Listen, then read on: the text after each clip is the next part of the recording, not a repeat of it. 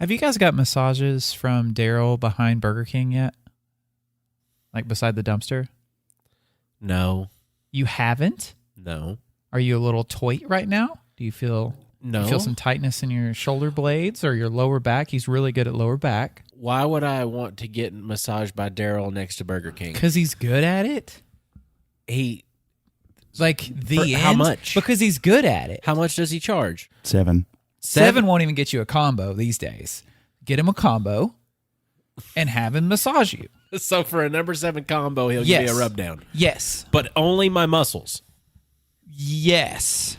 Well, why'd you hesitate? Did you supersize the any combo? Any muscle. Yes, any muscle. Anything that can be close to a muscle. Anything attached to a muscle. I remember Daryl now from somebody else telling me about him. But never, ever tell him that you want him to just give it as much force as you can. Just because he'll grab a baseball bat and he says, well, you can have it your way. Oh. Let's do the podcast and then we'll go get massages together as a team.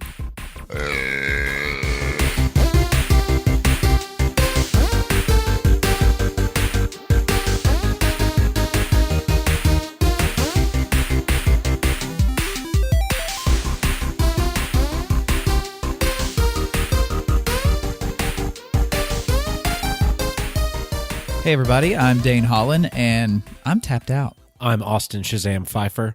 And what is meta? I'm Marcus, the hater of the lore, known as I'm Electric Man. I'm Austin Tiny Zent, and what is your favorite kind of sea? Let's sail the open seas together in this episode of Nerd Through the Grapevine, the podcast where 4 best friends gather weekly to talk about our favorite parts of past, present, and future nerd culture. We're talking about the future of nerd culture. Oh, good.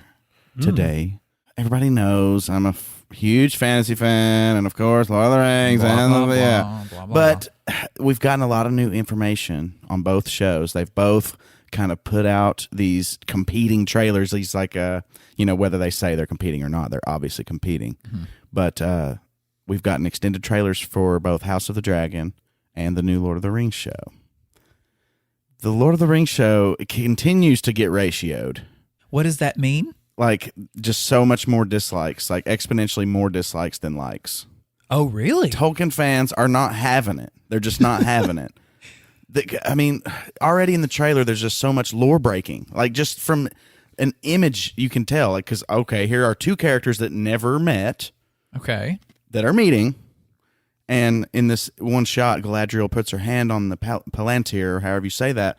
But they're not supposed to even have those yet. Those were a gift because of the darkness that came into Numenor. So there was lore already set that it's breaking. It's not happening in a way that it can be setting new lore. Like, the things that it's breaking are actual set in stone that are now being they're excused because they also did the San Diego Comic-Con panels and stuff like that. Yeah. And actually, George Martin came to the House of the Dragon one, and now he's got COVID. So, fantastic. Great. I mean, that was obviously... I don't really mean fantastic. Right. Being ironic. There's sarcasm. Your sarcasm. I hate that more than anything. It definitely bled through. Okay, but I don't want anybody to take that the wrong way. Yeah. And so they were asked about that, and they were asked about, so why are y'all putting hobbits in here? And they were like, oh, well, they're actually Harfoots. Tolkien didn't specifically mention that they didn't do anything in the Second Age, so we felt like we can, is essentially what they said. And I don't know, man. Tolkien fans are just not putting up with it. They're not putting up with it. And it's kind of a beautiful thing to see, but it's also really painful because already just in trailers, we're getting this just lore breaking stuff. It's almost like they don't really care about the lore. Yeah. Not to mention, a lot of the major events of the Second Age are going to be just fast forwarded to, because like the fall of Numenor, which is like the great kingdom of men during this time. And it's like, those are Aragorn's descendants before, like, the kingdoms of men moved to Middle Earth, because Numenor was out in the middle of the sea. So it's kind of like Tolkien's Atlantis myth. Oh, okay. It is Tolkien's Atlantis myth. It was based on that kind of thing. Cool. That takes place like 200 years after this other event, but yet it's all going to happen within a few decades. You see what I'm saying? So there's they're condensing the Second Age down into just a way too small of a time frame. And that's just somewhat annoying, and I can't put my finger on why that's annoying. Is this going to be some kind of guilty pleasure as Tolkien fans watching the show Absolutely. to rip it to shreds? Oh yeah, well, and I'm sure it's going to be like people who didn't really like the new Star Wars and stuff, but there's moments that are great, like with the Obi-Wan we talked about recently. Like, right. Most of it was just blah, blah, blah. But then there's these moments of just like, that is epic, and you can't help but get chills because you already love the IP that they're doing. So I'm sure it'll be a mixed bag, but just to see already how much they're willing to bend the lore for the show just makes you wonder why they didn't just make their own. Well, it doesn't make you wonder. They want the built-in audience. Well, the vibe that I'm getting from a lot of media production companies is they're not really passionate about the source material. They're there to make money. They're there to bring people in. So they're spitting out things that people are going to eat up and just kind of shitting all over the fan base that's already there because they're hoping to bring in new people. And if the old ones kind of come in and watch a little and then disappear, it's not really going to matter. It's all about a money grab. That's what I'm saying. I mean, wrong or indifferent. It's hard not to see that. I mean, these giant corporations, that's what they're there. They're definitely there to make money. I mean, they're always thinking about the bottom dollar. And like you said, they're always worried about appealing to the most massive audience possible, especially with a show that they've sunk this much money into. This will be the most expensive show we've ever seen. I think that it is absurd that you've got such great text and you have to try to imagine a world other than the one that was already created. Right. Bringing that to life, that world that was already created, and the lore that was already created with that world. It was already so eloquently put on pages in black and white, and sometimes in different colors too. I don't know what printers do. There's illustrated versions. But still, it's crazy. My brain doesn't wrap around the idea that instead of going with something that is already there and trying to bring it to life in the most accurate way possible so everybody can love it for what it is, it's like, well, Tolkien did an okay job, but Exactly. We got to make this like we got to put some Mission Impossible in there. Tom Cruise sells a lot of tickets to his movies, so people are going to probably buy tickets to the movies to see this kind of stuff. It's on TV. Yeah, well, I mean, it's like kind of like you said, Tiny. It's almost like they're not making it for the fans. They're making it because there's already fans, and we want more fans. Yeah. Because so Galadriel is canonically married to Celeborn. You see him in the Fellowship of the Ring, but he's like dead in the show. There's like rumors going around that he's not in the show and that they have actually went ahead and killed him off. Why? Like, he doesn't even have to be a main character. Like, you can still do like a Galadriel centric story and not have to focus on him, but it's almost like they just killed him off. Like, she could just leave the house and wave goodbye to him. And he just waves back, and there he is. She's the Lady of Lorien. She's like I've talked about before, she's one of the most ascendant beings on the face of Middle Earth. She's like magical, and she's like this lore master. You know, her hair was goldened by the light of those two trees that I talked about on episodes past. But, you know, so he would have deferred to her anyway, but it's almost like they just needed to kill him so that they can give her this whatever warrior princess story they want to give her. And I don't know, are they getting him out of the way so she can flirt with some of the other pretty boys on the show? Like, I don't know what they're doing, but why kill a canonical character like that to make room for these made up characters? Trying to look at it from a positive view. Yes, let's try to do that because I am negative. Because I'm not, but that's good because it's passion. Yeah, well, and I want to hear other side. It's still passion, and just because I'm not as connected to the source, and I'm wondering what the chances are that it's going, like the changes that are made for you to be okay with it if they're good enough and the reason's good enough in the storytelling. Like, are you more connected to Tolkien and his original work as an author, or are you more connected to the story that whichever it's best told is the one that you would rather consider canon? Well, I wouldn't consider anything canon until I like it and I feel and I judge that it respects the source material. Well, that's what I'm saying. Like, it is maybe killing, like, if they do kill off this character that she was, married to or whatever, if they put it in a way that it sets her up for something like epic or important, or if it makes sense in the story, will will you be okay with that? Like, is it I don't something? think so. I mean, he's No? in the Fellowship of the Ring. Really? You see what I'm saying? Huh. Like, he already exists in my version of the canon. Right. And in Tolkien's version of the canon. Yeah. And it's just strange. And, I don't know if this is true or not. It's a big rumor that's going around right now. Just like there's a rumor that Sauron's not even in the first season. And because Sauron appeared to the men of Numenor, because he kind of orchestrated their downfall, kind of started a new religion and stuff to where they worshipped Melkor, his predecessor, and led them basically to the dark side, to evil. And he came as Anatar, this beautiful Anatar, the giver of gifts. So he's like this wise, kind of angelic being that comes to the Numenorians and starts infiltrating their culture to ultimately to their downfall. None of that's there, apparently. Apparently, rumored. Right. I saw a not be man there. playing Anatar the other day on the street corner. Yeah, it was really good too. Yeah, it was good. He was playing like a bluegrass style, and I've never heard an Anatar played like that before. The and that's just one example. That's probably a bad example just because of how they're already there in the movie, like you said. But think of something, something else like that's not mentioned or shown right now. If something breaks canon movie wise, but it's better, if for somehow it's better, do you already have enough pre-hatred for the idea of that happening that you aren't going to like it? Well, or is that just hard to? I guess it depends. Yeah. Sure. I mean, I just don't see any evidence. I'm more apprehensive because I see all this lore breaking. Yeah. But yeah, I mean, I'm sure there's going to be stuff that's like, I'm sure some of their side characters are going to be somewhat interesting. I hope. I hope. Right. So I'm not opposed to just like non-canonical characters showing up and having a story like the Harfoots. I wish the Harfoots weren't there, but I'm willing to give them a shot. That's good. Yeah. It's not. That's something. Yeah, it's not a hard and fast rule. I wouldn't Okay, think. so- it's just certain things that it just seems. I'm afraid that they're taking this approach to the show where they just don't really care about canon, or they just alter it so much that it's not even what Tolkien wrote, and you might as well just make your own world. Right. Is there going to be like a younger Gandalf or a younger Well, Saruman? there is that meteor man, and if there's a wizard that shows up, that just breaks all the lore too. Okay. Much like they had to put the Harfoots in there because they wanted hobbits in there, but they technically can't use hobbits, and so they're using the word Harfoot, I think.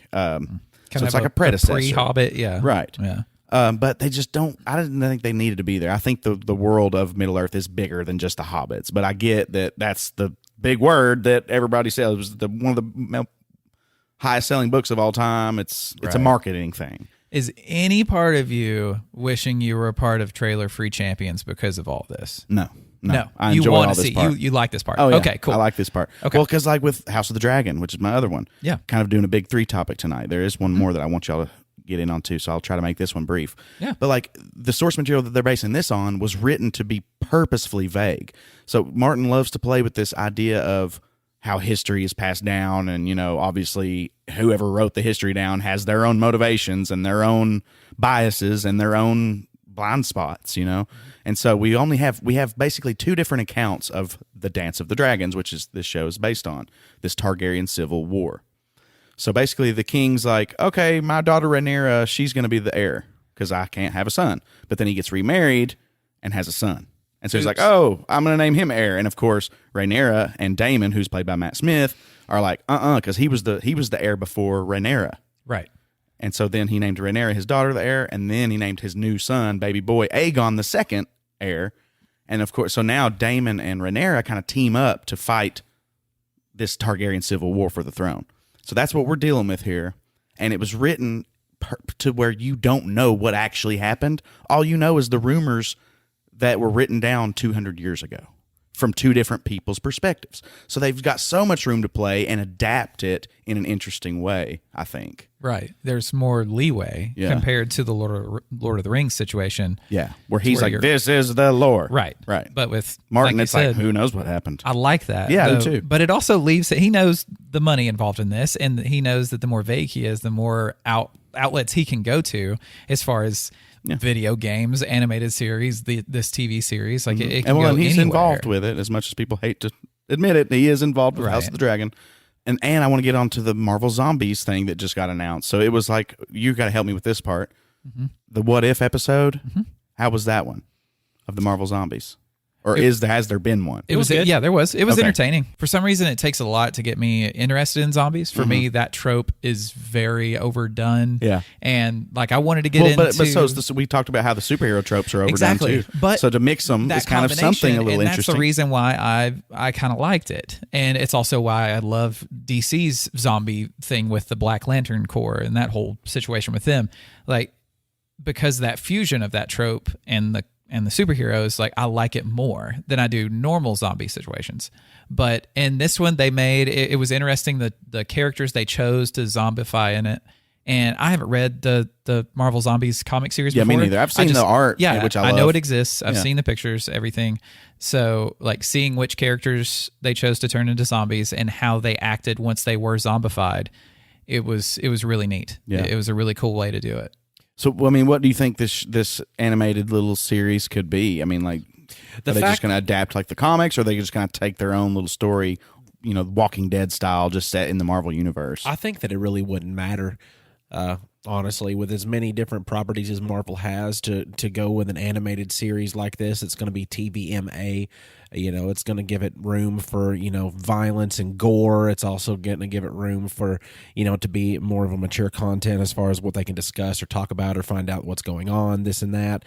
It just opens it wide up for stuff. So if you're going to have the Marvel Zombies happening, you can kind of have them more unchecked and going on rampages and not having to hold back. Like you actually see them like using their powers to like eviscerate people and shit. So I don't know. I dig it. And I dig the idea, like in the Marvel What If episode with Wanda, like just how creepy her character was. Yes. She was so scary because there's one thing if you got, I'm an attractive redhead in some leather-bound uniform, with magic powers. I'm a witch. And it's another thing if you look like the damn Baba Yaga, it's scary. Yeah, like Wolverine zombified. It's one of the most terrifying thoughts. Yeah. Yeah, he's got so many bits of that, like the metal skeleton and stuff popping out. The usual zombie fiction, like what happens is an end all. Like these people are zombified, they're gone. Like they are zombies now.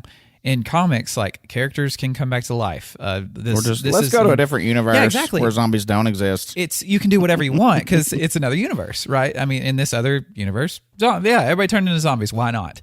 Because it doesn't affect the movie franchise. Exactly. It doesn't affect the comic franchise. Like it's doing its own thing. There's zombie comics and a zombie animated show. They don't have to do anything with one another. All they have to do is put a different number with the universe it exists in and do whatever they want.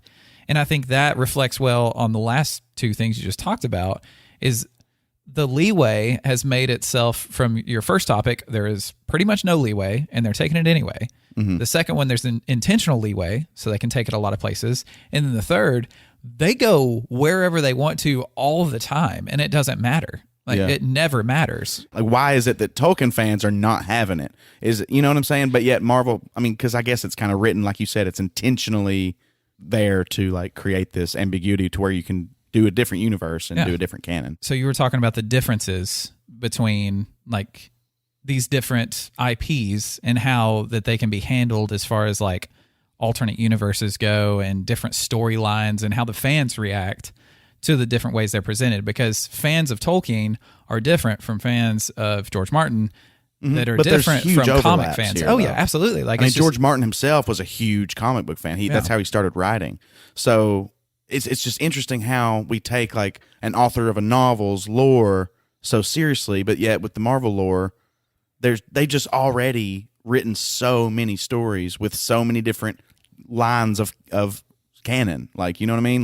The Amazing Spider-Man versus just Spider-Man or Ultimate Spider-Man. So it's these all kind of exist in their own little canonical streams. Yeah. And then they brought out Into the Spider-Verse and they're like, you know how you like all these different Spider-Man variations? Here they are in one movie! And I couldn't get enough of it. It was executed. And that's another thing, the execution of all this.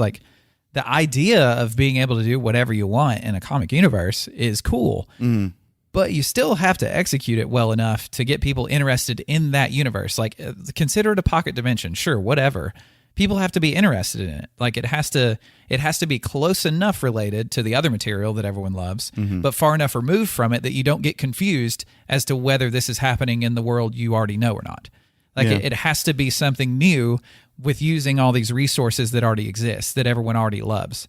So it's this weird area of new and old, and the mixture of it, is it going to be good or not? And I think the Marvel Zombies episode, I think, was a great fusion of the two. Like being able to take the characters from movies, like even voice actors and people like at least speaking like the voice actors like from the movies, but it was a good mix between what I already knew and something different. And zombies are really cool to see different takes on them as well, because we got a whole mess of Walking Dead style zombies to where you travel in hordes, and everything that zombies have to do is just we're going to consume and we're going to. So that's all you get. Now, when you get superhero zombies, yes, they've got a whole lot of that, but they're also going to give you more powers involved with it. They get to be unchecked with those powers because they're not just going to be, like You use them for destruction. Exactly. They're not going to be like Superman having to treat the world like it's made out of cardboard. It's going to be Superman just walking through walls and just doing whatever because he can't not. Like, what would Professor X be like as a zombie? Well, first of all, he would be in a wheelchair, so he would not be walking through any walls. And second of all, zombies are basically... He would probably just crawl. Well, but the thing is, zombies are basically mindless, and Professor X uses his mind for all of his abilities, so he would just be an old crippled dude in a chair. But are Marvel zombies? Marvel mindless? zombie, yeah, super people are still able to be closer to themselves as zombies. But would you still have control of your mind and the things that it does? You're rotting, so therefore you're losing brain function because it's breaking down with the rest of your body. Basically, it'd be like a normal dude. Well, he wouldn't zombie. He wouldn't have to try too hard because, with his power, he does have the ability to make people do what he wants them to do. He doesn't flex that very often because it's one of his most powerful things. If he wanted to tell somebody to stop breathing or to die, they would just do that. That's one of his most powerful things that he can do, is that influence he has over the person. So if all he did was just like... but that's a zombie for walk this way towards me. He wouldn't even hungry. have to. Yeah, he wouldn't even have to put forth an effort. He would just think them towards him just enough for him to reach out his jaw and just right. It's almost like he's still got his powers, but he doesn't have. He's almost more instinctual. Well, he's just instinctual. I'm still gonna throw out this argument because as a zombie, you lose your higher functions. Like as a normal person, you're not going to be able to think, "Oh, I just farted, so I'm going to say excuse me," just as an example. So he's going to lose his higher functions of being able to control a person. Well, I think what you just said, higher functions. So he would still be able to freeze you in your tracks just so he could prey on you.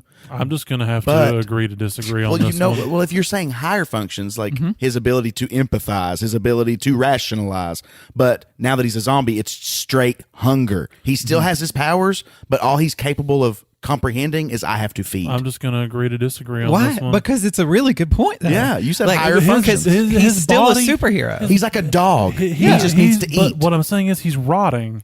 He's rotting. He's turning into goo. Therefore, so is his brain, which so is is the Scarlet source Witch. of his powers. Yeah. So Have you Scarlet seen Witch, but What she If? still has I her have powers. not. What are you talking about then?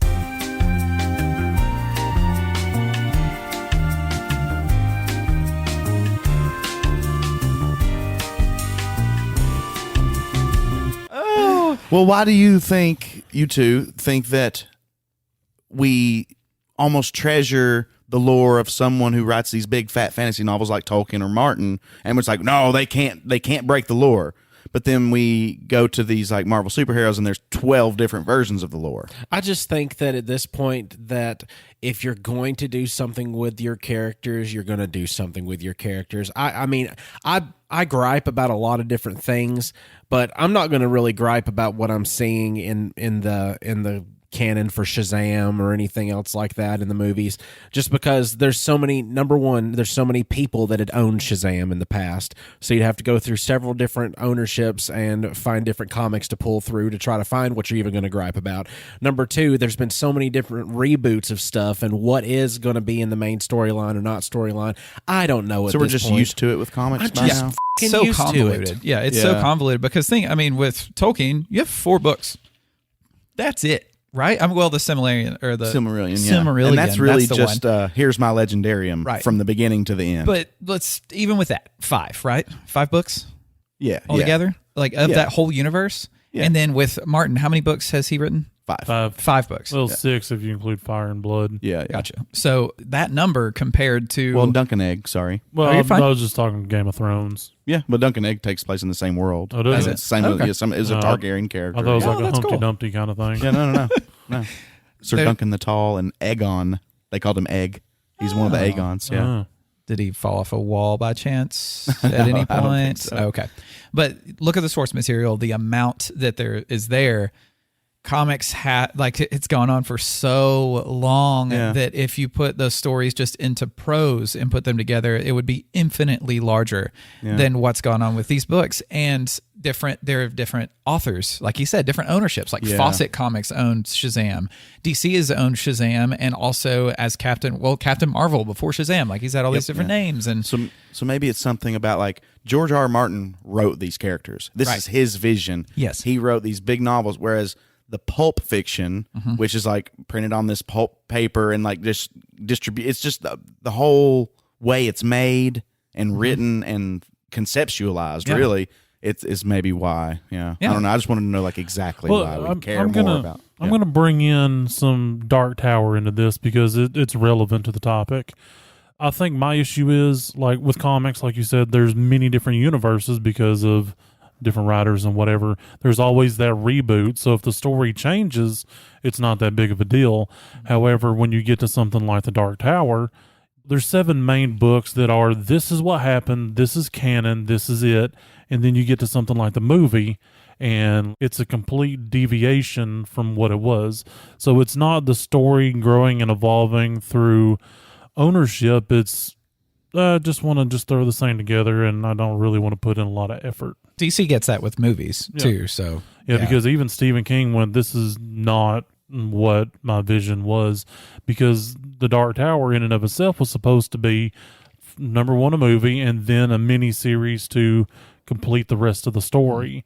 And then they scrap all of that and then go with just the one movie. Well, even Stephen King's works fit more into this category of Tolkien and Martin because of their ownership. And there are some graphic novels that go along with the story, and there is a Dark Tower movie. Look at Superman. Look at how many films there have been, how many animated movies, how many graphic novels, how many comic books, how many one-shots.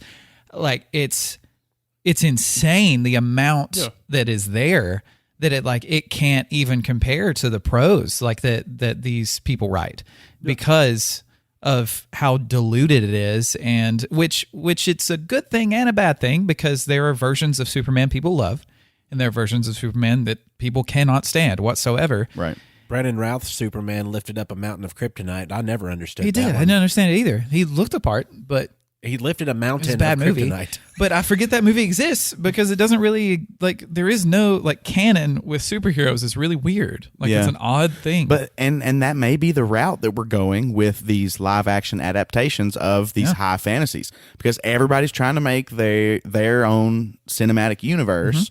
And that's a very comic book kind of thing. And so if they're going in that direction, then that may be what us fantasy fans have to get used to. And I think a lot of that, it's honestly like a devolution of this whole thing with Tolkien and stuff and Martin, is the Marvel movies' success is being absorbed by many, many, many other things, especially nerd culture, because they are just seeing it and just want to get there. Ooh, we got to get a piece of that. And that's where 10, 15, 20 years from now, Tolkien's going to start to look more like comic books. Yeah. And to casual fans. Yeah. Exactly. And that's kind of sad. I mean, I don't know. It past. is, because we It's already bound to have happen. comics, and that's the other thing. Make something new. Make something be new. inspired by Tolkien. Right. Be inspired. Right. Don't just be like, hey, does your Let's just use the name. yes. Let's just use the name and these characters and just do whatever we want with them without having to take. Yeah, and we haven't seen the show yet, but Stephen King, he's had many movies bastardized. Yeah. Pretty much. Like, his movies come in 2 flavors: really good and close to the source material. Then they're not even neighbors or kissing cousins or anything. They're just just other. So how does the licensure work as far as Stephen King is the sole owner of like these works, right? You can sell. And then he buys the rights. You can Somebody sell buys the some of your rights. rights. Yeah, you can sell movie rights. So he's totally willing for them to royally f this up. Well, Yeah. usually, like Stephen King, he sometimes consults on the films, like The Green Mile. But that's he up was a to the consultant producers. on. Yeah, but he can also write it into the contract of selling the movie rights. But it's not selling the entire property. It's just saying you own the rights to make the movie. And a lot of times nowadays, the authors will sell the rights and then nothing ever gets produced. And so after so many years, if nothing gets produced, those rights go back to the author. Yeah. And they can try to resell them. But if they're already sold and nothing's being made, nobody else can make it either. It's just like thinking of like a respectable author like King. Like it's just strange to think somebody that has so many works that so many people look so highly upon, for him to be okay with the possibility of a royal screw up, like with this thing. That's just hard for me to comprehend. He's getting paid, man. Yeah, he's getting paid so much money.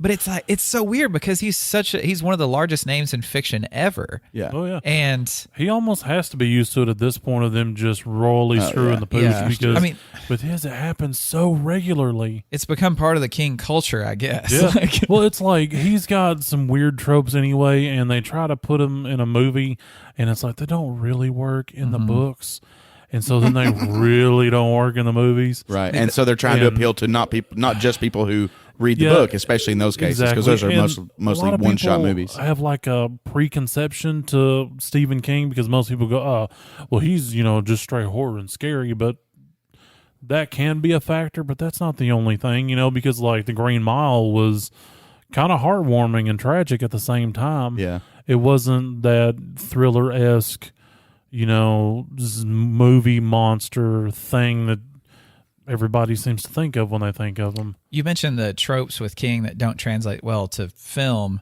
In the superhero realm, those are like the tropes of comics are things that they're afraid of trying. Even. Well, it's not really tropes. I missaid it. It's more like Stephen Kingisms.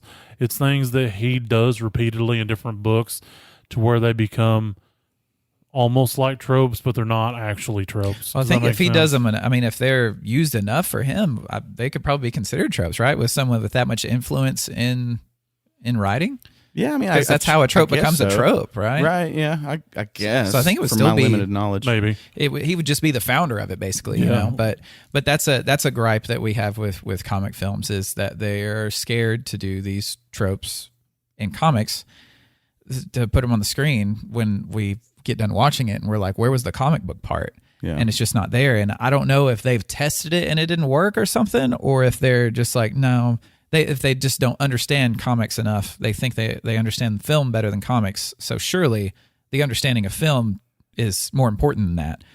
But not whenever the source is a comic book.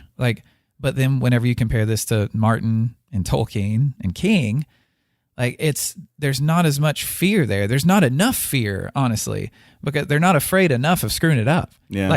They're do whatever. They're like, hey, here's $2 billion. Yes, Go make me season 1, please. The name is going to make the money. And don't screw it up. I feel like Right. And do what I say too. there's almost not enough backlash for when they do screw it up because you've got the super fans like Marcus's of Lord of the Rings. I am a Stephen King. You're like, I'm gonna watch it, but I'm gonna hate it too. Yeah. But they're still it's gonna still look like Yeah, a view. Exactly. So people are still going to go and they're going to see it. Whereas if you get something like Mobius where nobody goes to see it, then they're going to discontinue Yeah. whatever they're doing. It didn't have So a big that's enough the following to begin problem. with. And We're then they fueling the mess ups. And then they forget to follow the algorithms correctly on the internet.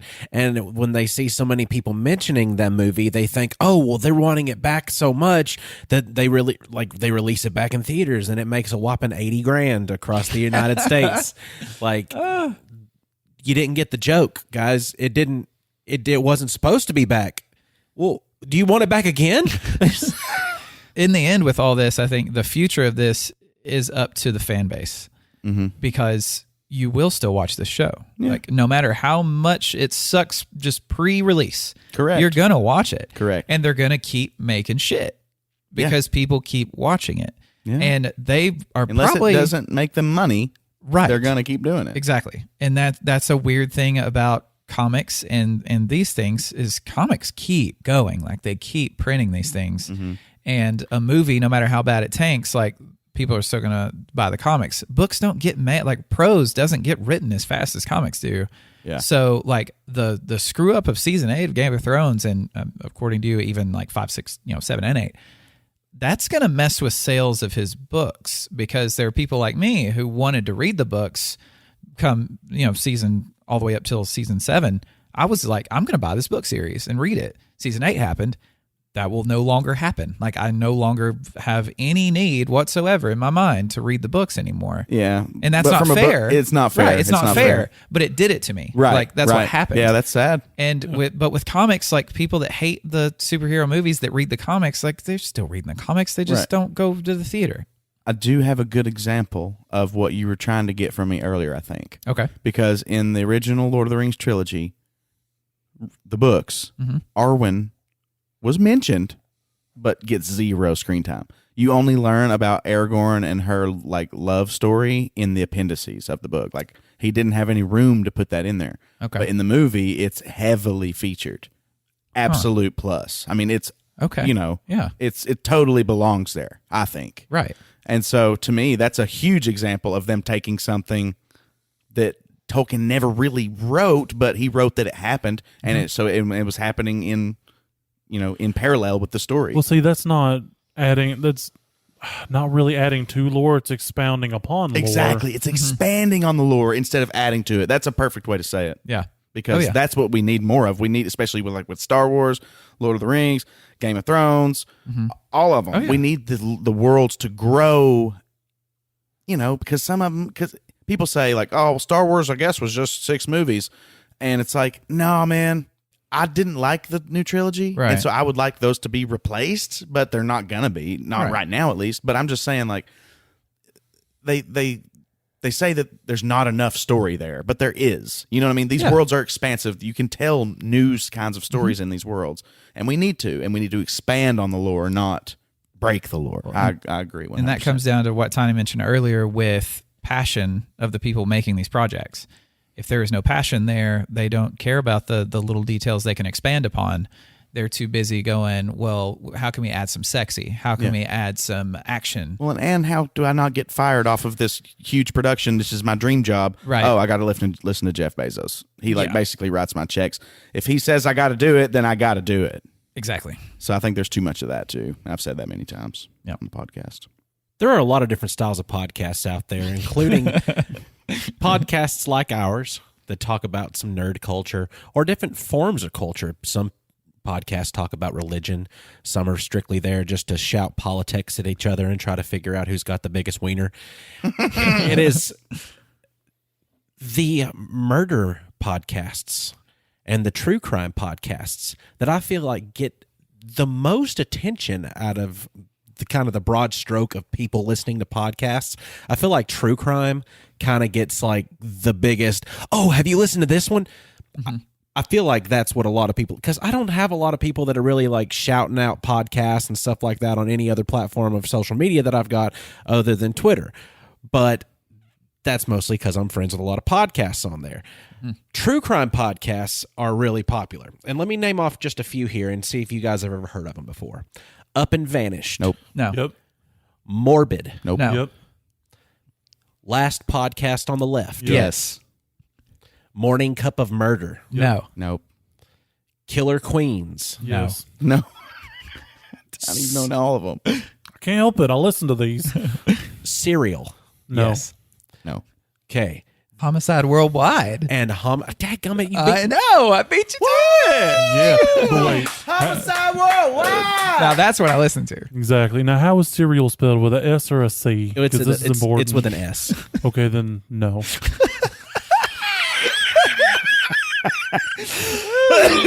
It was just like, just in case you really feel like killing a bowl of cereal. Today we've got Rice Krispie treats. Well, Justin McElroy has one called The Empty Bowl, which is a peaceful version of that, where they have the sound of the ocean going on in the background. It's a very peaceful review of cereal. There is a television show that is currently out. It's in its 2nd season. It is a weekly release on Hulu. I think that you would all enjoy it if you have not seen it. I know that Dane and myself have watched a lot of it. It's called Only Murders in the Building. Only Murders in the Building has 3 main characters and several recurring characters. The main 3 characters are Steve Martin, Martin Short, and Selena Gomez. It is a ritzy upper New York City style apartment building called the Arconia, and they all 3 live in it. And it just so happens that someone dies in the Arconia, and it is deemed a suicide, and they just don't feel right about it. So they get inspired because they're big fans of another podcast that is hosted by Tina Fey's character that is called All Is Not Okay in Oklahoma. Yes. That's funny.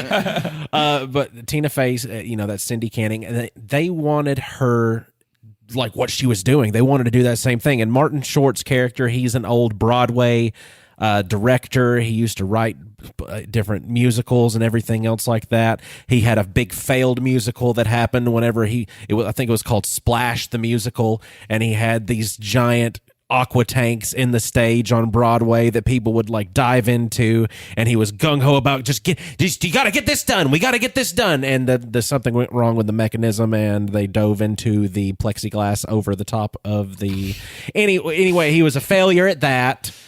Steve Martin's character is an old 70s an old actor from the 1970s and 80s. He played a on-television cop, kind of like Kojak and some of those older cops, Chips, Starsky and Hutch, and all those other ones, like those real cheesy, like buddy cops. He was one called Brazos. Turner and Hooch. Well, that's kind of a buddy cop with a dog. That's a wholesome movie. That's Matlock. Hooch is awesome. Matlock, baby. I don't know. Murder, She Wrote. That's more of a law show, I think, Matlock. But it's just an old show that I thought of. Sorry. He's an old actor, and he's just they're both kind of retired from their jobs and everything, and they live in the Arconia. And then Selena Gomez's character is just staying in an apartment there that belongs to a relative. So they all meet regarding this, suicide and how they're trying to investigate it being a murder. And they decided that they would make a podcast that was a mystery podcast, as well as trying to be a true crime podcast. Only Murders in the Building is not only the name of the show, it's the name of their podcast in the show. So it's very cool to watch this all play out. And it kind of reminds me of us, just because they're doing stupid shit all throughout the show, and they're trying to, they're kind of bumbling along, trying to be their own detectives and everything. And then Steve Martin's character will pull out the actual Zoom recorder that we used to use, put in battery mode with that little antenna microphone on top of it. So what do you think about this?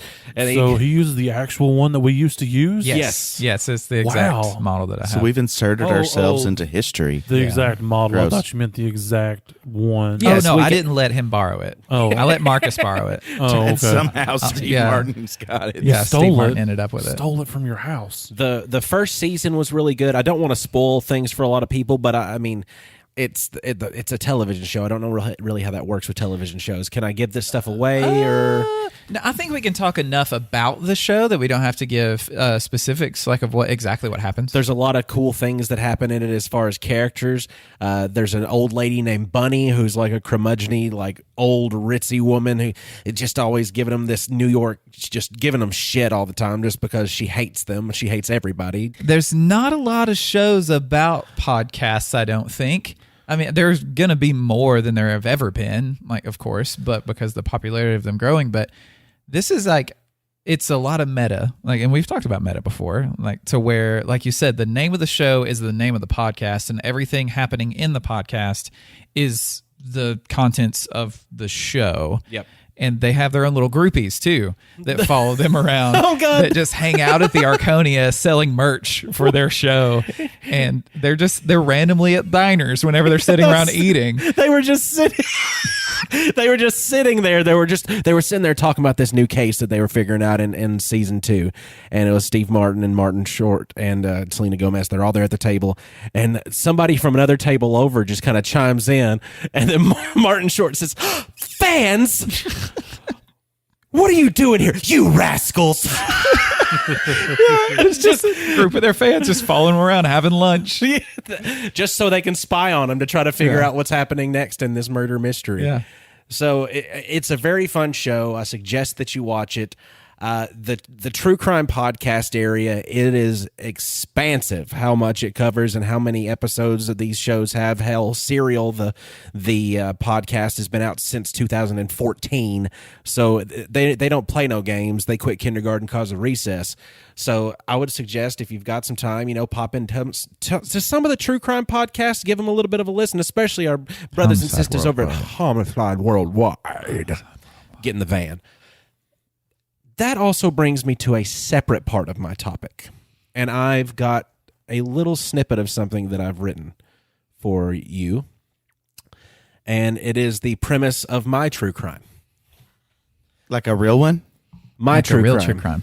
Is this the catheter thing? No, that was a crime. That was a crime. That was a crime, and I just don't know why it was never reported. But that's a different story for another day. I heard that. Oh, that's the catheter camera I had when I was 5 years old. Oh, I did hear that.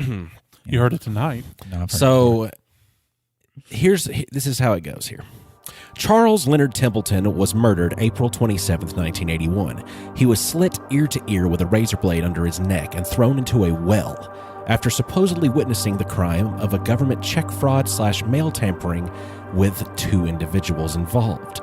2 men were arrested and tried for the horrendous feat. The murderers were not found guilty when the case was finished in December of that year. Mystery surrounds the circumstances as to why the 2 killers did not receive a guilty verdict. A small-town sheriff is supposedly paid off while the key witness in his custody is shot in the back due to the fleeing felon rule, which was not changed to less than lethal until 1985. After serendipitously finding a parked truck with keys in it outside of the courthouse that day, the man was being tried for a misdemeanor charge. He ran, was forced off-road, and then gunned down. A false imprisonment arrest was also made to temporarily hush someone else too close to the case and to keep them from asking too many questions. Later on in life, the killers bragged about paying off the sheriff, and other questions arise. Other victims are reported, and a family is left with questions to this day. I'm going to look for answers. That family is my family. Charles Leonard Templeton was my grandfather. And I gave you a good idea for a title, but you shot it down right away. What did you say again? I said, murder? A well. Because he was thrown down a well. Yeah. And he said that wasn't good. That's pitiful. I know. I have actually been investigating and digging in a little bit on some stuff. I've got some individuals that are going to be hopping in on this investigation with me as well. I've already got my friend who is the sheriff of my hometown. He's going to hop in with me and try to help me dig into these case files from back in the 80s and to try to dig up some stuff because I found out that the TBI investigator that was involved in the case is still alive. I found out the main detective that was involved in the case is still alive. It goes to the FBI as far as who all was involved in researching it. And there was also a Paul Harvey radio show about it that my grandfather's murder was one of the murders that happened in this small town that spurred on his episode talking about there are 2 places to get away with murder in the United States. And they would name the town where it was from and New York City. So it was a big time thing. And for people that are from the South, a lot of people have heard of Paul Harvey with Paul Harvey, and that's the rest of the story. Yeah, he was the host of Family Feud. That's oh hell no! That's the wrong Harvey. They're related. But I appreciate what you did there.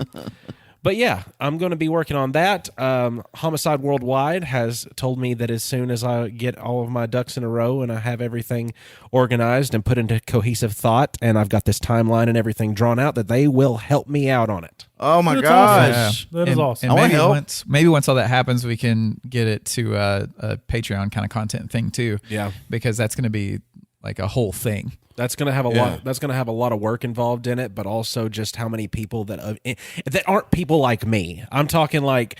This reminds me of when the McElroys went to the mayor's office and the mayor just tolerated them. Except I've got people that are actually volunteering their time to talk with me and lawyers and different attorneys that were involved in this case, just that want to find out more if they can, and we're going to all try to work together to see if we can dig a little bit deeper.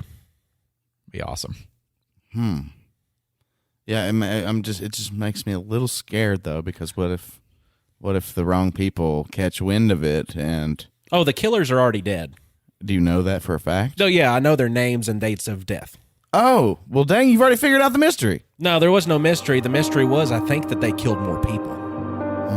And were never tried for it. I'm going to find out a bunch of stuff if I can, but I'm going to start some digging. And I'm also going to try to figure out as to why they got away with the murder. Right, because the conspiracy. It's a big conspiracy, and it's kind of all making sense as to why it would work that way. I mean, if you think about what the fleeing felon law used to be, it was a rule that applied to anybody that was in the commission of a felony. If they were running from you and trying to flee, that you could gun them down. It was not changed to less than lethal force until 1985.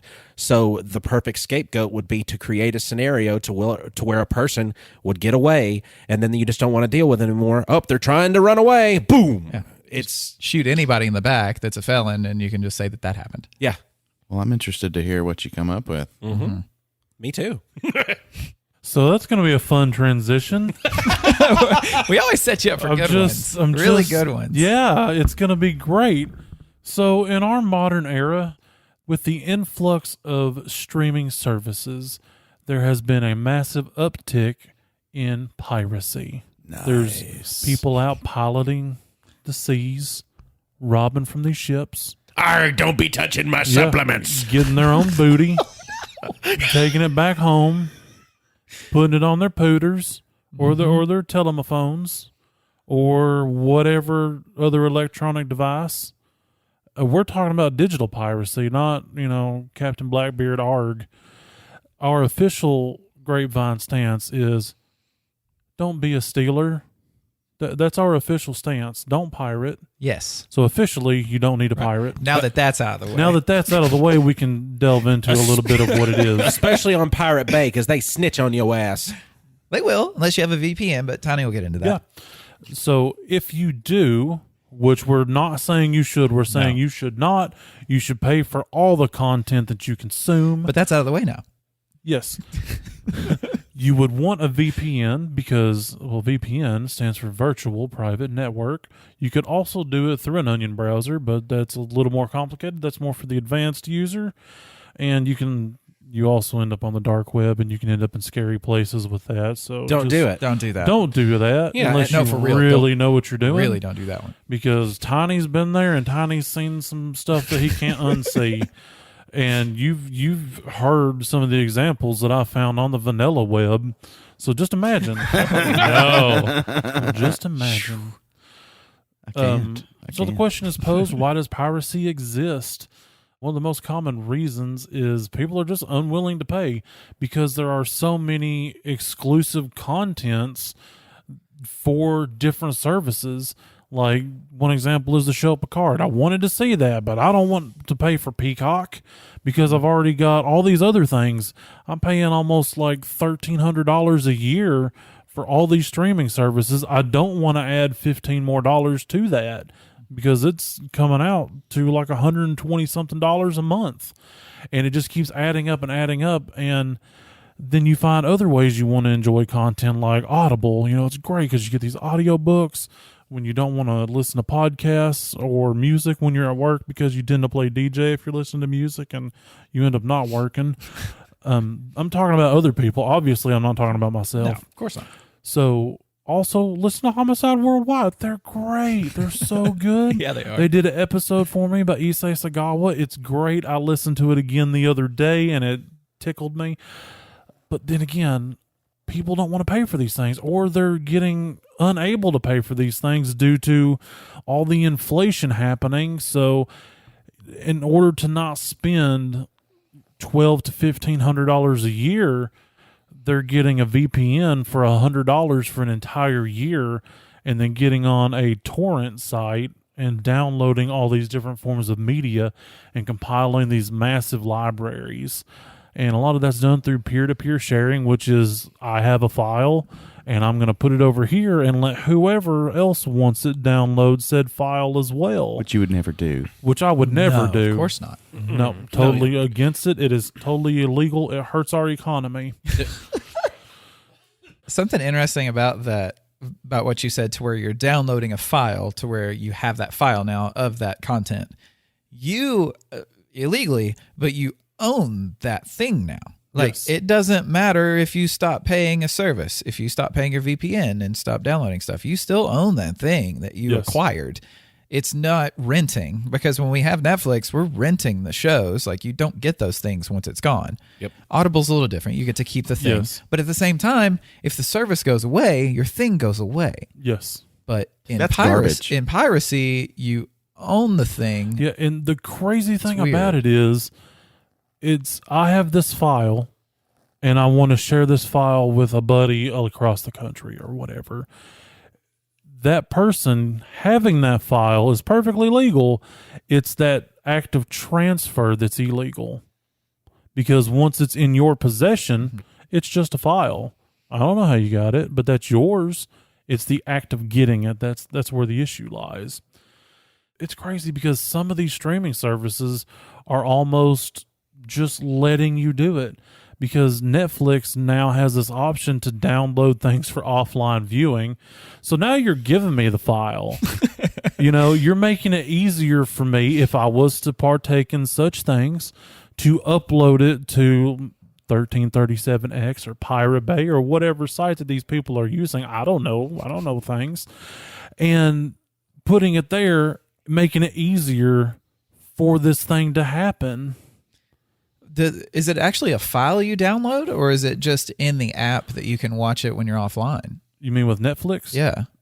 I've never done it. Okay. I think it stays once within it's the app. downloaded to your device, it's on your device, Right. bro. But- Because, like, for instance, some of the apps that I've used when I've transferred the pictures from my phone to my computer, it's pulled different caps from these ads that have played on my phone to my computer. So once it's downloaded to your device, it's on your device, even if it's still in the app. Is there just a way to extract that I'm not familiar with? Is that the part that I don't know how you're there able to do it? probably is. I don't know. I don't Because do like that. when I download let's say I download an episode of a podcast on Spotify. Yeah. That file isn't on my phone. Like it's in Spotify that I can play it, but I can't access it on my phone to play it with like a different player or anything like that. Like it's in Spotify. I've just downloaded it to my profile basically. You're asking questions I don't have answers to. Okay. Because you said that you can share the file once you download with Netflix. I was just making sure because I don't know. Yeah, Like, I've don't never know if done that's it. a thing. I'm not an expert on this. Okay. I've just done some toilet seat research here, people. Gotcha. But like I said, transferring just pictures from my phone, it's pulled captures from all these ads that I saw months ago because I recognized them. One was Candy Crush, and I'm like, I've never downloaded that on my phone. So it's there. You just have to know how to access it, because if you're offline, how are you pulling from that cloud? It might be tied in that app somehow, but you're still downloading Right. it.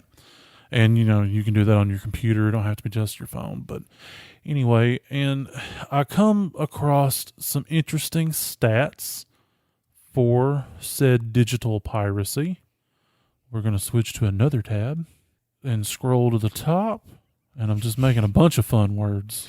Silence would be easier to edit. I know. Thank you.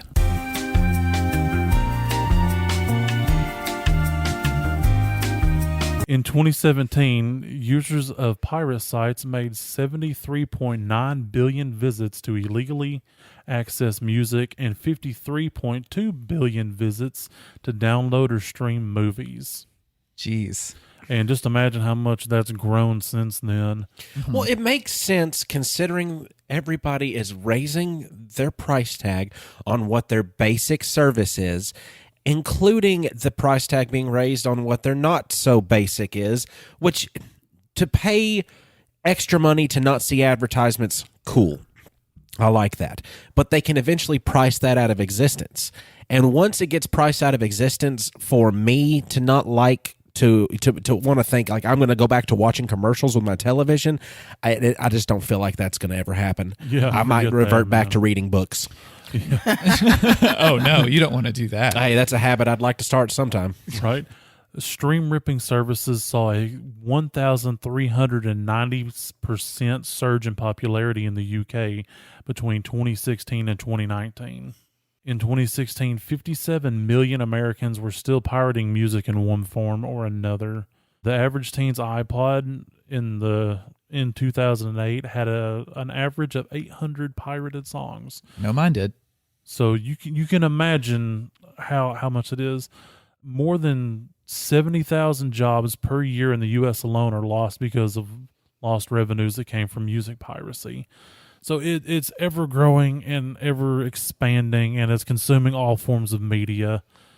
Well, it's almost why we have streaming services now. Yes. It's kind of what it seems like, and there's things out there to aid in this because you can spoof an email for 10 minutes, and there's a little timer on the website, and once it goes away, so does that email address, but it gives you enough time to make an account on a site, log into it, rip what you want, and then peace out like it never happened because it's not saving any form of data. And there are browsers out there that do the same thing. Like Brave, it functions just like Google Chrome, except it's inherently incognito mode. It saves none of your data, and once you log off, it's done. And the thought of getting everything for free at your fingertips is an impressive idea. It is stealing. Yeah. It is Technically. It is stealing, but but here's the problem that you run into. It's just like drugs. It really is just like drugs because it's not the act of the fact that you are now high that has broken the law. It is the fact that you had to go and get it. And you transported said drugs. So now that's the thing. It's the transportation of the product. So you transferring your product to another person by giving them that stream or that seed. That not in that way, but Right. you know, that is pretty gross. that's what it's called, the seed. Free drugs. See, well, in my pirate past, we'll say that, I downloaded way more things than I actually consumed. Yeah. Because it was like a drug of it's kleptomania, but digitally. Well, and it's like Because making your library. It's like, can I want it all. I can want take it all. whatever I want, Yeah. and they can't stop me until you download the Pokemon movie without a VPN, and then you get a letter from, I think it's WB maybe, and they say, hey, you do this again, we're coming at you legally, and I get scared. But then a couple of years later, I realized, nah, they're not going to do anything. So I started doing it again. But I never got another letter. One of our friends got a letter because they decided to download the entire Michael Jackson like the whole discography of Michael Jackson. Oh yeah, I've owned that digitally before. Yeah. They without any kind of protection, just like, oh, so you were downloading this much stuff, quit it. Yeah. Plus, And in my experience, it always made my computer bug out after a certain amount of time. Well, that's where the more risk. There's risk in getting caught, of course. Yeah. It's thievery, but there's also many people that take advantage of the way that not many people know how to pirate effectively.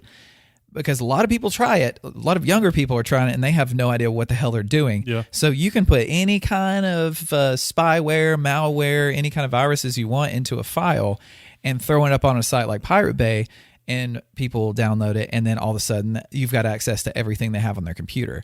So if you don't know what you're doing, which, I mean, there are plenty of resources to find the safest way, because there is no purely safe way to do it. No, because, I've demolished a computer in the past from downloading so many movies and so much music. And there's ways to do it that is safer, but it's never safe for your computer. It's kind of like, let's just say you're an over-the-road trucker. Yeah, let's And say. you're Where's this driving, going? and you drive across the country, and you stop at a truck stop, Right. And you want a friend for the evening, Yes. And so you find this lady in the parking lot, and She's got a she tail. comes up to your truck, and she has a tail and a forked tongue, and she knocks on your door and says, "Hey, I heard you want a buddy for the night. Yeah. And you go, yes, I absolutely do. So you let her in the truck and you have a candlelit dinner. And then you say goodnight. And then you say goodnight and you give her a little kiss on her speckledy cheek that's probably oozing some kind of pustule, and you send her on her way. And then in the morning, you're very itchy and it burns when you pee. Right. That can be what piracy is like. Yes. Because, yeah. Yes. Just follow that train of thought. If there was ever a deterrent for piracy, Yes. you just did it. Yeah. That can be your computer. That was I have another story. That was a lot lizard, in case you didn't understand the reference for the tail and the forked tongue. So as a younger former pirate, Yes. I didn't have my own laptop. No. These weren't those days. Family computer. Exactly. Demolish It it. just so happened to be the one that my mother, who teaches at a high school, takes to school with her. And so one day she gets people from like the county coming into her room and like asking her what the hell is going on. And basically, just because I had been torrenting on her computer at home, she and her bringing it to school every day had caused their whole department for the whole county to like send off all these red flags, and they came in there and blessed her out, and she like blamed it all on me, of course. Well, yeah, it's as your she fault. should. It was my fault. But then like they were just like really, really upset with her. They were like, "Tell your son what he is doing is illegal." And blah, blah, blah. So, I mean, it like was draining all of their bandwidth. Good. For the whole county. That's impressive. School. That's powerful. Wow. You are Blackbeard of piracy. You was the man. Blackbeard of pirates. Did you Damn. name the computer the Queen Anne's Revenge? But then she made what? Did you name the computer the Queen Anne's Revenge? That was Blackbeard. You heard him. Blackbeard ship. Did you? Oh my gosh! But yeah, Answer so I the had, question, Marcus.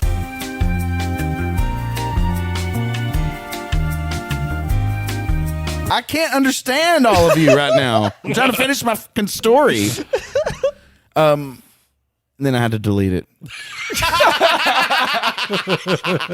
That's way better than mine. I mean, I just downloaded Kaza on a computer, and Good luck. I remember how many different times I tried to download the Dragon Ball Z animated video for Hero of the Day by Metallica, and I could never get a good one to work. I would just click into it, and it just wouldn't open. I'm like, oh, this isn't working, and that computer never got right with the Lord. It never got it never got right with the Lord. We got a new computer after that computer, and that computer was still not right with the Lord. They had everything removed from it. One day, while my sister was playing solitaire, just simply playing solitaire on the computer, it caught fire.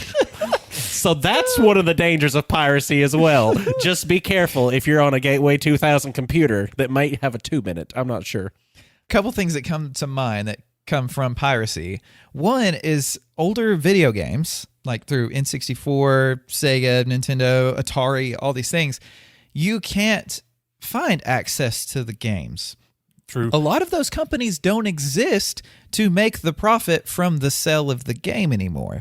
So there's this argument from a lot of the gaming community whenever they get ROMs, because that's what the video game torrents are called, to be able to play them on emulators, which an emulator is doing just that. It's emulating a game system, but on a different device. And the only way to gain access to a lot of these games is to find someone with the file of the game and for you to just acquire it. And a lot of these people are like, well, who's getting harmed for that? It's like, it's still illegal because you didn't acquire it legally. But yeah, it's a weird place. And in gaming, there's a lot of people who feel that way, that it should be okay to do that if you're not giving us the ability to gain access to it anymore. Exactly.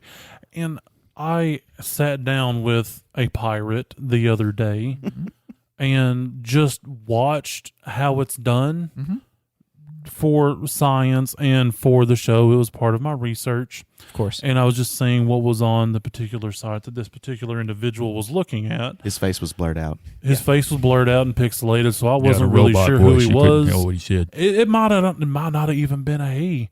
It could have been a she. Anybody. It could have been a they. I don't know. It could have been a dog. All we know is it was a pirate. Yeah, this pirate, I knew it was because there was a tricorn hat. That's how I know for sure. Absolutely. I saw that. It blew my mind. Why are people pirating porn? There's so much of that that's free. That blew my mind. I'm like, seriously? Not the good stuff. I mean, like, I just saw there was a whole section for it. We did not venture into said section. obviously, because we're good Christian boys. Yeah, research or whatever the pirate is. I don't know. Not judging. Why? Of all the things to pirate, I can understand old games. I can understand movies or TV shows or audio books or anything else. But why are you pirating things that are free? Scientology. Can you answer that for me? It's also, and an honest answer, it's also part of the addiction of downloading things, of being able to get that thing. This is mine now. Well, then let's pirate cat videos off YouTube. Well, yeah, then. you can't do that easily. There's so many conversion websites to where you just copy the URL of the YouTube video, paste it into that website, do convert, and boom, you got an MP4. You just keep it. Wow. Yeah. The reason Spotify exists is because piracy of music. Like it was, and when it came into existence, piracy of music dropped exponentially because it became easy now, like and cheap to be able to just access it whenever you want, have as much as you want, and it's no longer any trouble. It's easier to own Spotify than it is to pirate, and that's basically why I stopped. I mean, because I'm that's a why I music did lover, too. so, Yeah. I mean, if I can find it at the and plus I don't even do premium. I just deal with no, ads. you do? Oh, Yeah. gross. Ooh, gross. I don't even use I mean, Spotify, I did so have the premium for a while, but Yeah. I don't know. I don't care. Can't handle it. I like making playlists, and making the playlists on the Spotify Premium is a lot better. Whenever you can actually, you can't make a playlist without going premium. I don't think I you can use only Prime tune it, Music kind of for tune that. into station. Do you? Yeah, I actually use YouTube Music now. There anyways. will always be a back and forth between like the industry and piracy. Like one is going to make a move that the other is going to react to, and right now piracy is going to come back up because I think it has been on kind of a downturn since like all these streaming services started. But now that there's so many of them, that shift is going to take its place back over to piracy. Yeah. And I honestly think a lot of it has to do with exclusive content because so many of the different services have that. Like you've got Netflix originals and Hulu exclusives, and people only want to pay for one, maybe two services. They don't want to pay for all 30 because at that point, I might as well get cable TV because Gross. I'll be paying the same amount, if not more. And yeah, that is so gross. I Do don't you still play Matlock? They would. Marcus, I don't know. in your life. Matlock, Murder, She Wrote, all the oldies are on there. Fresh Prince of Bel-Air. See, As long as it's not Golden Girls 3033.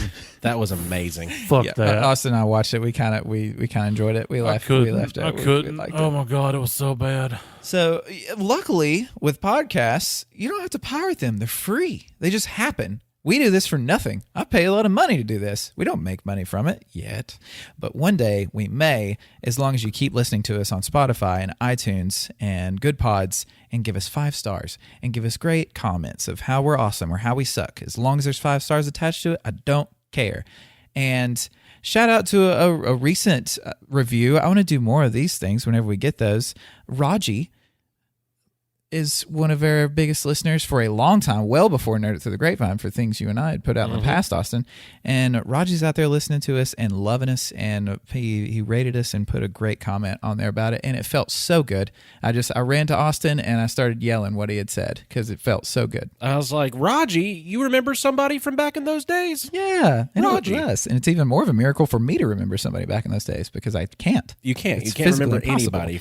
And while you're at it, click on, we're going to be changing soon or adding soon Redbubble to our list of places to be able to get things, because there's just some different opportunities there for us to sell stuff to where you can actually go to the Redbubble site and go to the search bar and just put Nerd Grapevine in there and you can pull up our stuff.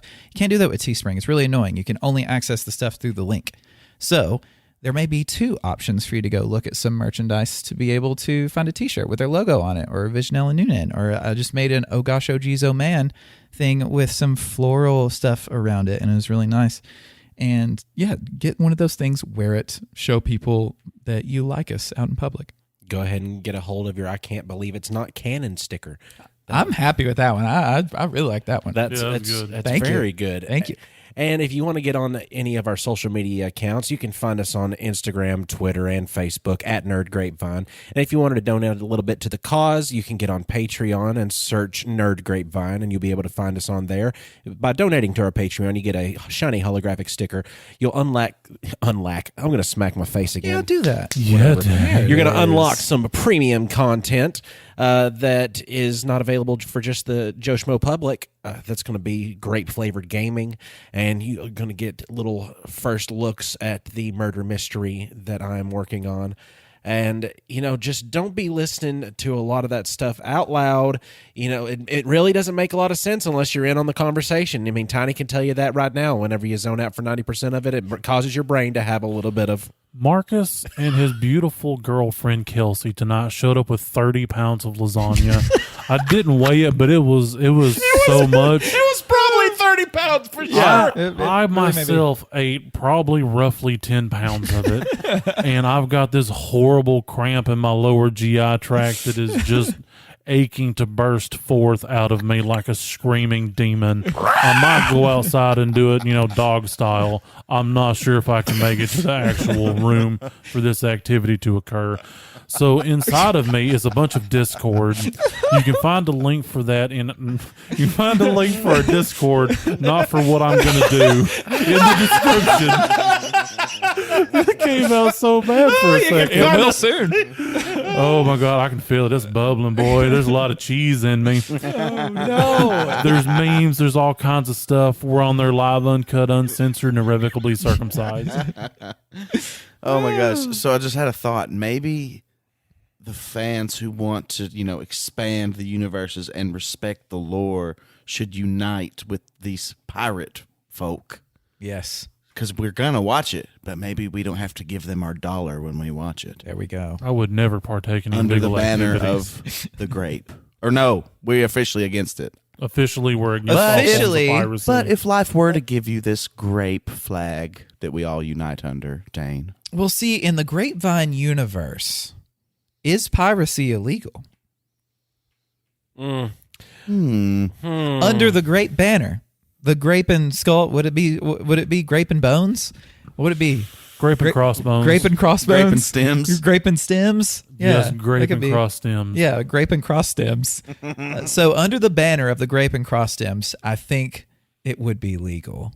But I think if you're not... Only if they don't respect the lore. Exactly. That's exactly the rule. So we make the rules with the Grapevine universe piracy, and with this power from this grape, I will take what I feel is mine, and I will own it forever, and they cannot stop me. And I'm going to be the unsuspected seed inside of the grape, and I'm going to send it to all my friends without a VPN, and their computers are going to blow up while they play solitaire. Grape seeds, it's perfect. My sister's hair's on fire!